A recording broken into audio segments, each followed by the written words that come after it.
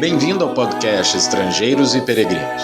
A mensagem de hoje será apresentada por Dennis Allen.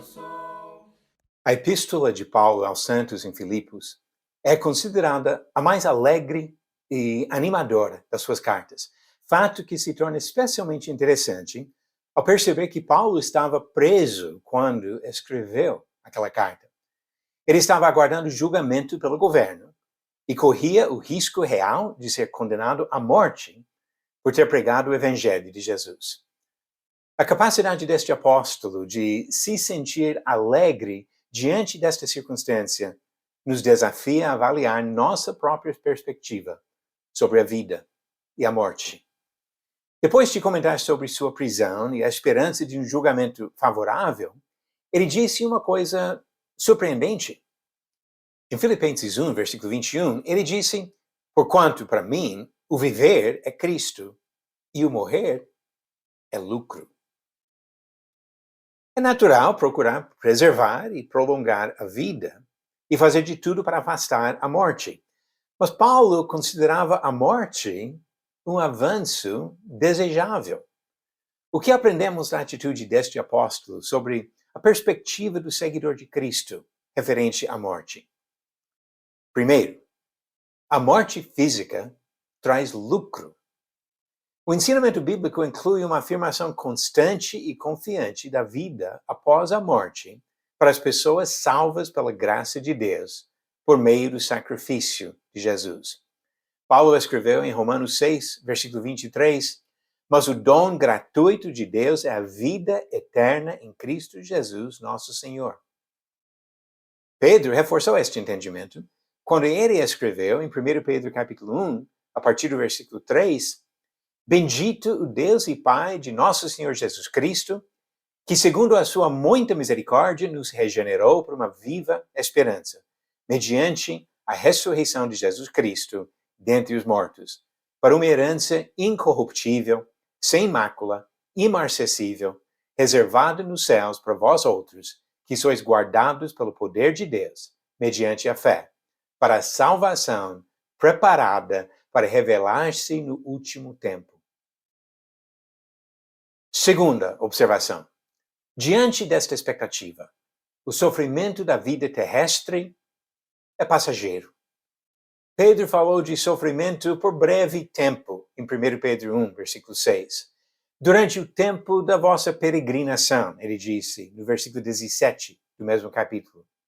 E ele continuou no capítulo 2, versículo 11, e descreveu os cristãos como peregrinos e forasteiros. Pessoas que estão passando no lugar, mas que não são cidadãos daquele lugar. Terceira observação, há motivo para viver aqui. Mesmo sabendo desses fatos do lucro da morte, Paulo viu motivos para permanecer mais um tempo nesta vida. Ele vivia para servir a Cristo e aos homens. Ele continuaria glorificando ao Senhor na eternidade, mas queria ficar para poder servir aos outros aqui. Ele disse em Filipenses 1, versículo 25 e 26, "E convencido disto, estou certo de que ficarei e permanecerei com todos vós, para o vosso progresso e gozo da fé, a fim de que aumente quanto a mim o motivo de vos gloriardes em Cristo Jesus, pela minha presença, de novo, convosco." Quarta coisa que observamos sobre a morte no ensinamento bíblico é que o suicídio não é opção aceitável. Paulo até desejava a morte, mas não falou nada de agir para precipitar a sua saída deste mundo. Jó sofreu tanto que chegou a pensar que teria sido melhor se não tivesse nascido. Mas este homem fiel não agiu para tirar sua própria vida. Enquanto Deus até elogia pessoas que sacrificam suas vidas por boas causas, nenhuma passagem bíblica autoriza o suicídio como solução para o sofrimento desta vida. Quinta coisa que observamos sobre a morte, a confiança do cristão da vida eterna o capacita para suportar aflições e perseguições nesta vida. Jesus é o exemplo perfeito desta perspectiva. Hebreus capítulo 12, versículo 2 diz: olhando firmemente para o autor e consumador da fé, Jesus, o qual, em troca da alegria que lhe estava proposta, suportou a cruz, não fazendo caso de ignomínia, e está assentado à destra do trono de Deus. Jesus mesmo ofereceu conforto aos perseguidos, quando ele disse em Mateus 10, versículo 28, não temais os que matam o corpo e não podem matar a alma. Temei antes aquele que pode fazer perecer no inferno tanto a alma como o corpo. Devemos temer o Senhor e não os perseguidores. A perspectiva esperançosa do cristão alivia uma parte do sofrimento em relação às pessoas que morrem em Cristo. Sentimos a falta dos fiéis falecidos, mas não nos preocupamos com o destino deles. Paulo comparou a morte com o sono, porque acreditava na vida eterna. Ele disse em 1 Tessalonicenses 4, versículo 13, não queremos, porém, irmãos, que sejais ignorantes com respeito aos que dormem, para que não vos entristecerdes com os demais, que não têm esperança. Os que dormem. A maneira de falar sobre o estado temporário da morte, esperando ainda a ressurreição e a vida eterna. Não é nosso costume de pensar assim sobre a morte, mas devemos enxergar o grande lucro que a morte do fiel traz.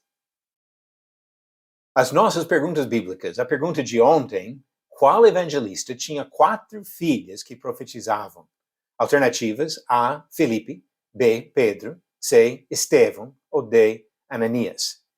E a resposta certa, Filipe, como diz em Atos capítulo 21, versículo 9, ele tinha 4 filhas solteiras que profetizavam. E a pergunta de hoje. Na lei do Antigo Testamento, os israelitas não podiam cobrar juros e empréstimos feitos para quem? Alternativas: A. Menores de 18 anos, B. Outros israelitas, C. Seus próprios filhos ou D. Seus pais. A resposta no final do próximo episódio. Não devemos tentar precipitar nossa morte. Devemos até cuidar da nossa vida aqui para ter oportunidades de servir aos outros. Mas para o cristão fiel, a morte traz lucro imensurável e eterno.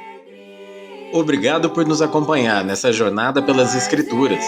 Volte amanhã para ouvir mais uma mensagem do podcast Estrangeiros e Peregrinos.